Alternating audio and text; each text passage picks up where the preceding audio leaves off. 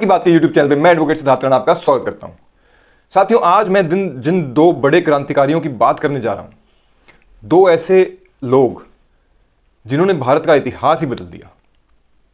उनका जो एक आपस में रिश्ता था, उस रिश्ते को तत्कालीन सरकारें, जब से भारत आजाद हुआ उसके बाद से जो भी सरकार रही, उन्होंने उस रिश्ते को हमेशा छुपाने की या गलत तरीके से बताने की कोशिश करी।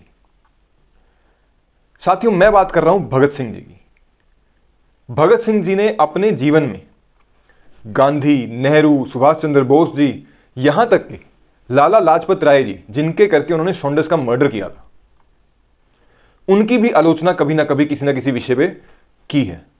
लेकिन एक जो क्रांतिकारी उस समय के थे, आजादी के सेनानी जो उस समय के थे, अपने आप में जो एक, आप यूं कह सकते हो कि बहुत बड़ा अध्याय थे, वीर सावरकर जी। भगत सिंह जी ने अपने किसी भी साहित्य में, कहीं किसी किताब में, कहीं किसी लेख में कभी भी थोड़ी सी भी वीर सावरकर जी की कभी आलोचना नहीं करी। हमेशा वीर सावरकर जी की तारीफ ही करी। उनसे वो बहुत ज्यादा प्रभावित थे। वामन राव जी बताते हैं कि 1928 में भगत सिंह जी और राजगुरु जी खुद जाके वीर सावरकर जी से मुलाकात करते हैं महाराष्ट्र में। और उस समय वीर सावरकर जी और भगत सिंह जी के बीच में बहुत लंबे समय के लिए एक एकांत में कुछ चर्चा होती है।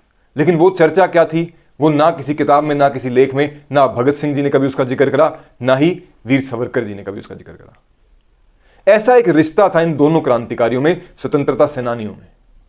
लेकिन ये हमारा दुर्भाग्य है कि हमने कभी इसको जानने की चेष्टा ही नहीं करी। और जो मीडिया या अन्य पार्टियों के द्वारा दिखाया गया, एक को ऊपर एक को नीचे, अपने अपने पॉलिटिकल जो एजेंडा साधने के लिए, उसी को हम अपने दिमाग में रख के चलते रहे। हमने कभी ये जानना ही नहीं चाहा कि ये दोनों जो अपने आप में भगवान का ही रूप थे, भारत भूमि को आजाद कराने के लिए जो इनका योगदान था वो अभूतपूर्व था। 1857 स्वतंत्रता समर जो वीर सावरकर जी द्वारा लिखा गया था दोस्तों, उसको पढ़ने के बाद भगत सिंह जी, जो कि पहले ही वीर सावरकर जी की बहुत ज्यादा इज्जत करते थे, उसको पढ़ने के बाद वो बहुत ज्यादा उनसे और ज्यादा प्रभावित हुए। और वो समय समय पर भगत सिंह जी सावरकर जी को वीर कह के बुलाते थे, वीर सावरकर कह के बुलाते थे। ये जो लोग हैं जो राजनीति करते हैं, इन्होंने यहीं तक अपने आप को सीमित नहीं रखा। इन्होंने वीर सावरकर जी के ऊपर इल्जाम बहुत लगाए कि जब भगत सिंह जी को फांसी हुई, जब उन्होंने फांसी के फंदे को चूमा, जब वो देश के लिए हंसते हंसते कुर्बान हो गए, तो इन लोगों ने एक ऐसा नैरेटिव सेट किया कि भगत सिंह जी की फांसी पर वीर सावरकर जी मौन थे। दोस्तों, जब इसकी गहराई में हम गए तो जानने को मिला कि जिस समय वीर सावरकर जी को पता चला कि भगत सिंह जी को फांसी हो गई है, उस समय वो एक रत्नागिरी में किसी स्कूल के कार्यक्रम में थे और उनकी आंख से आंसू छलक गए थे। और जहां तक ये बात करते हैं मौन रहने की, वीर सावरकर जी ने महज 2 दिन के बाद भगत सिंह जी के ऊपर एक कविता लिखी थी। सिर्फ लिखी ही नहीं थी, उस कविता का लंबे समय तक प्रभात फेरियों में इस्तेमाल किया गया वहां के युवाओं द्वारा। दोस्तों, जब वीर सावरकर जी के एक कार्यक्रम में भगत सिंह जी की, जो भगत सिंह को जन्म देने वाली वो मां आई, तो वीर सावरकर जी ने उनके पैर छूकर अपना जो आदर सम्मान है भगत सिंह जी के प्रति, उस देवी के प्रति जिन्होंने उस भगत सिंह जैसे सुपुत्र को, देश के पुत्र को, देश के लाल को जन्म दिया, उसका भी उल्लेख आपको किताबों में पढ़ने को मिलेगा। तो मेरा आपसे यही निवेदन है दोस्तों कि जो भी एजेंडा आज तक आजादी के बाद से चलाया गया, अब समय आ गया है इसको खंगालने का।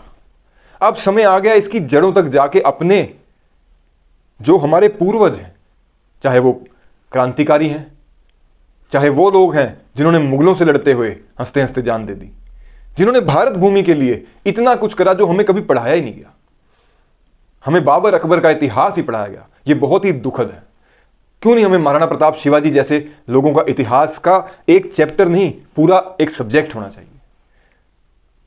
क्यों नहीं हमें सारागिड़ी की लड़ाई पढ़ाई गई?